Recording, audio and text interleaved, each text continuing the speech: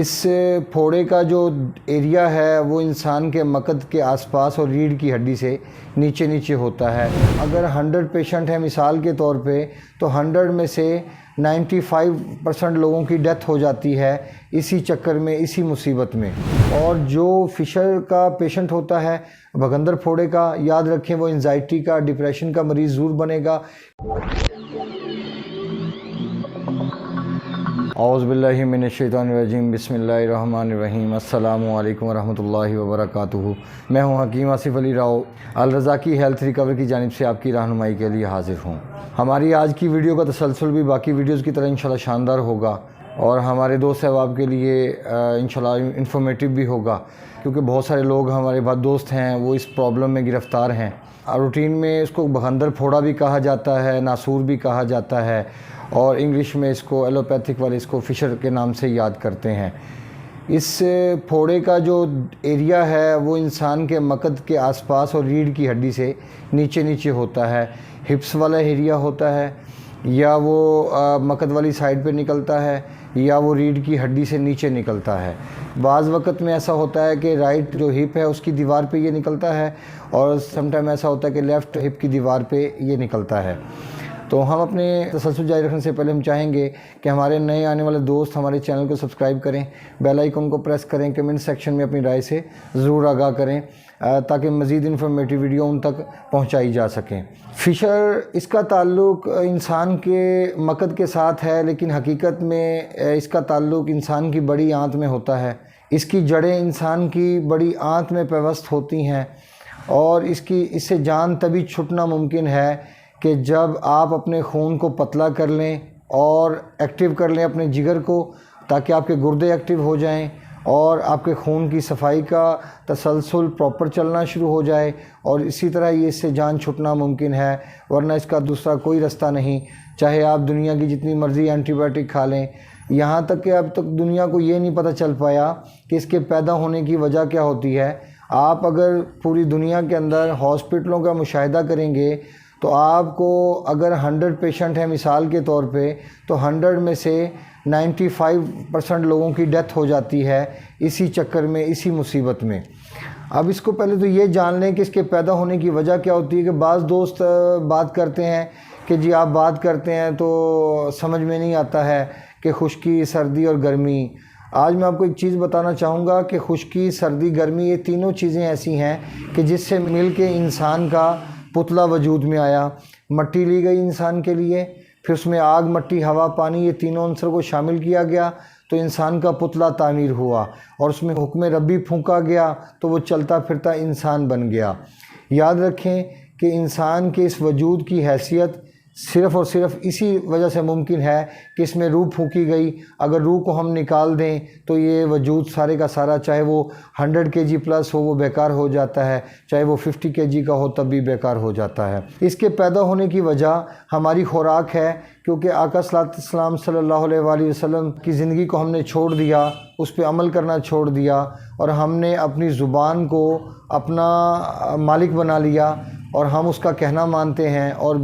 بلا دریغ اور بلا جھجک ہم اس کا کہنا مانتے ہیں، جس کا نتیجہ ہمیں بھگتنا پڑتا ہے۔ جیسے مثال کے طور پہ آقا صلی اللہ علیہ وسلم کی زندگی میں، ان کی زندگی میں، صحابہ کرام کی زندگی میں، ان سب کی زندگی میں یہ جو چیزیں میں آپ کو بتانے لگا ہوں، میں اپنی باقی ویڈیو میں بھی بتا چکا ہوں، میں چاہوں گا کہ اس میں آپ کو پھر دوبارہ کلیئر کروں کہ ایسی خوراکیں ہماری زندگی میں، ہمارے آقا کی زندگی میں، ان کے گھروں میں یہ خوراکیں نہیں موجود تھیں۔ جیسے مثال کے طور پہ آقا صلی اللہ علیہ وسلم زیتون کو پسند فرماتے تھے، کھجور کو پسند فرماتے تھے، انجیر کو پسند فرماتے تھے، تلبینہ کو پسند فرماتے تھے،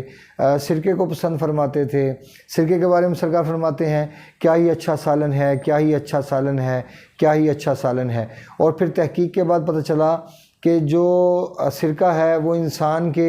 جگر کے حوالے سے، انسان کے پیٹ کے کیڑوں کے حوالے سے، اور انسان کے اندر جو گندے مواد متعفن ہو جاتے ہیں ان کو ختم کرنے کے حوالے سے سرکہ بہت بہترین چیز ہے۔ لیکن بدقسمتی کے ساتھ آج ہمیں سرکہ اوریجنل دستیاب نہیں، جتنا بھی مارکیٹ میں ملے گا سب کا سب کیمیکل ملے گا، اور یہ انتہائی آسانی کے ساتھ تیار کیا جا سکتا ہے، لیکن وہ افادیت، وہ ذائقہ یا اس کی وہ فائدے ہوں گے وہ آپ کو نہیں مل پائیں گے، وہ فائدے اس لیے نہیں مل پائیں گے کیونکہ کیمیکل ہے، اور کیمیکل سے بھی کبھی آپ وہ فائدہ نہیں اٹھا سکتے جو اوریجنل دیسی غذاؤں سے ہم فائدہ اٹھا سکتے ہیں یا اپنے ہاتھ کی بنی ہوئی چیز سے فائدہ اٹھا سکتے ہیں۔ اب اس کے پیدا ہونے میں چاول، آلو، گوبھی ہے، بینگن، کریلے، چنے کی دال، ماش کی دال، دہی، ٹماٹر، لہسن، پیاز، بڑے کا گوشت، مچھلی، انڈا، یہ سب کی سب بڑھانے میں معاون ثابت ہوتی ہیں اس کنڈیشن کو۔ اب یاد رکھیے گا کہ جو بواسیر ہے،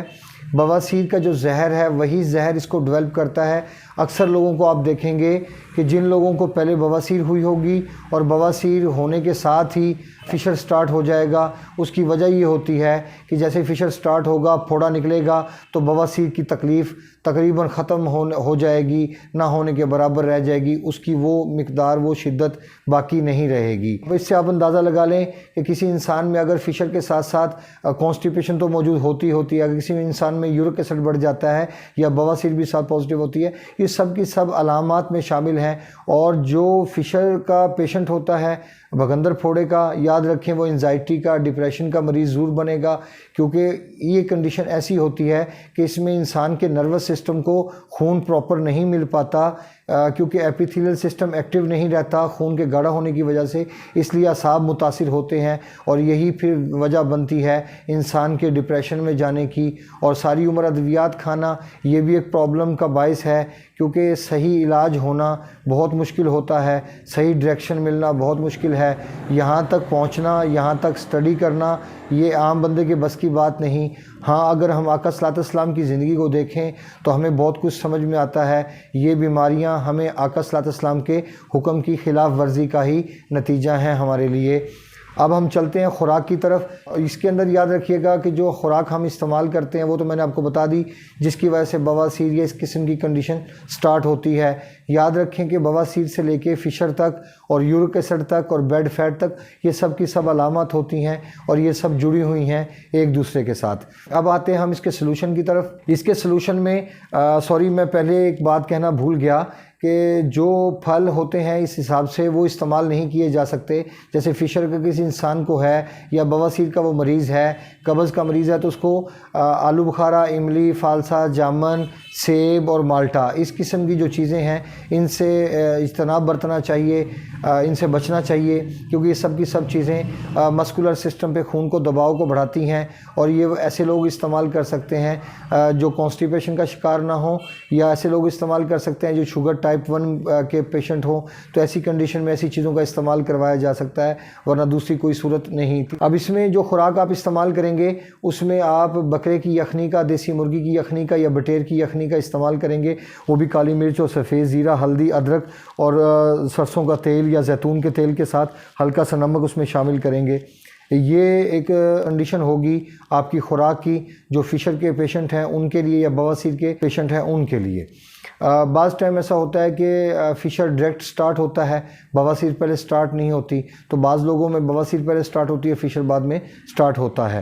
اب اس کو جان لیں کہ اس کے علاوہ اس کے کھانے کے لیے اور کیا ایسی چیزیں ہیں کہ جو آپ کے آئی کیو لیول اور امیونٹی لیول کو بڑھائیں گی اور آپ کی بیماری کو بچانے میں اہم کردار ادا کریں گی۔ اس میں کاجو کا استعمال کیا جا سکتا ہے، اخروٹ کا استعمال کیا جا سکتا ہے، انجیر کو 15 منٹ پانی میں بھگو کے رکھیں، اس کے بعد نکال کے اس کو کھا لیں، اس کا استعمال کیا جا سکتا ہے۔ اس کے علاوہ خربوزے کا اور گرمے کا استعمال کیا جا سکتا ہے، نیم گرم پانی میں شہد کا استعمال کیا جا سکتا ہے۔ یہ سب کی سب چیزیں ایسی کنڈیشن میں قابل استعمال ہیں اور بیماری کو ختم کرنے میں آپ کی ہیلپ کرتی ہیں۔ مزید انفارمیشن کے لیے انشاءاللہ آپ ہمارے ساتھ اٹیچ رہیں، اپنے دوست احباب کا خیال رکھیں۔ وما علینا الا البلاغ المبین۔ السلام علیکم ورحمۃ اللہ وبرکاتہ۔